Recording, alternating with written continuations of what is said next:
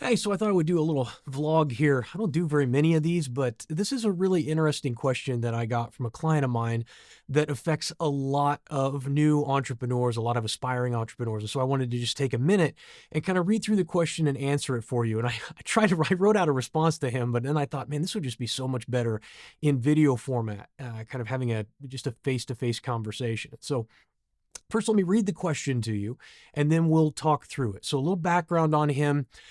He is one of my coaching clients. He's starting a new business. And like many entrepreneurs, he's trying to figure out where he can apply the most value. And as we know, as entrepreneurs, we're really just in the service business, right? It's about problem solving. How big of a problem can you solve? Where are you best suited to solve those problems? And he's going through a process, a framework that I use to help people kind of discover those. Because unfortunately, a lot of us discount the value that we can provide to others. A lot of us don't realize just how much we know and how much value we can be in service to others. And so let me read his question to you and then I'll kind of answer it. He said, I'm working on the Finding Your Unfair Advantage worksheet. This is a worksheet that I have them fill out and work on. I'm finding it really helpful with some good questions, yet I'm honestly getting a little frustrated about the question, what have you become really good at? I'm kind of a dabbler in a lot of different things. There's a few things that I'm decent at, but I can't really pinpoint one specific skill that I'd consider myself really good at.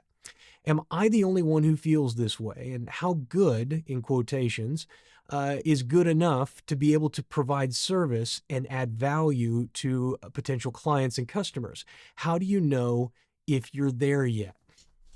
First of all, you are not the only one who feels like that. Most of the new clients that I work with who really want to start something different, they buy into the concept of, hey, have multiple streams of income. You don't have to quit your day job, but at least start working on something else on the side that's going to be a little bit more fulfilling, that's going to provide you more time freedom, more income mobility. Those are the things that are going to help you lead the most fulfilled, most meaningful life that you can. And inevitably, when someone comes, they're like, well, it's a form of imposter syndrome. And this is the way I would explain it. So I train Brazilian Jiu-Jitsu, and I love it. It's my favorite form of exercise. And in Brazilian Jiu-Jitsu, there are several different belts. You start out with a white belt, and you're going to stay a white belt for probably a year and a half or so. If you train really hard, maybe a little bit quicker than that, but normally a year and a half is where you're going to be. And then you graduate to a blue belt. And assuming that you continue to train and you continue to improve, it's going to take you another 4 to probably 6 years to get your purple belt. And at that point, you've got a guy who's been training about 6 years, and he's actually at a place where at a lot of schools he can teach, right? But what's interesting is there's a lot of value in the white belt who's been there 6 months, 7 months, 8 months. For people who are just starting out. So if you've been training for 6 months and a new guy walks in and it's his first week of training, does that mean you can't provide any value to that person? Absolutely not. You can provide an immense amount of value because not only are you 6 months ahead of them, but you also are close enough to where they are that you actually remember what it was like and how frustrating it was and how it felt to be that new guy on the mats who's just getting his face smashed in. We could use another example of going to war. It's really interesting when you go to war, the most likely time for you to die in a combat zone, I think, is your first week in country and your last week in country. So first week, of course, you know nothing. You don't know where the dangers are and what to pay attention to and what not. And then at the very end, your mindset shifts from trying to survive in a combat zone. Now you start thinking about going home. And when you start thinking about going home, you're not focused on the job at hand and you end up getting killed. Those are the two most likely times for you to perish in a war zone, right? Well, if you've been there 6 months and you've survived 6 months in that war zone and you've learned what to pay attention to and what to watch out for, and some new guys show up, man, don't keep your mouth shut.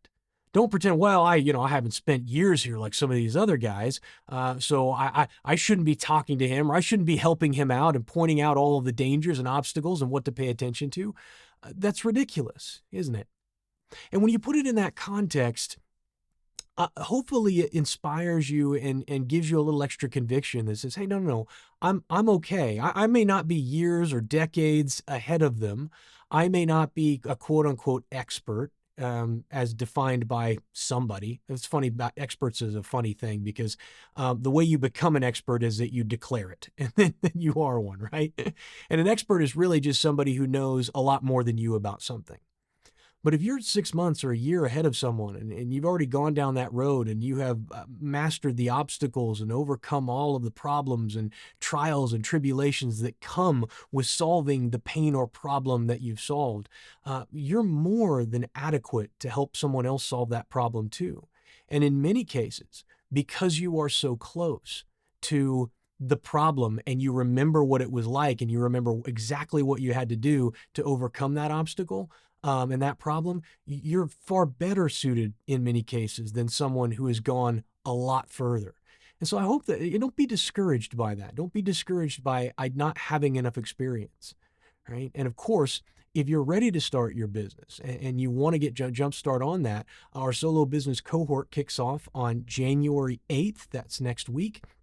And I would love to have you. And I'll leave a little link under this video so you can go click on that and see all of the information. I even did an entire hour-long coaching session where I walk you through exactly what we're going to be doing and how we're going to be putting it together so that you can start that business and finally start on that path to achieving the kind of freedom and fulfillment that you're looking for. So check that out. Click on the link under the video, and I'll talk to you soon. Thanks for listening.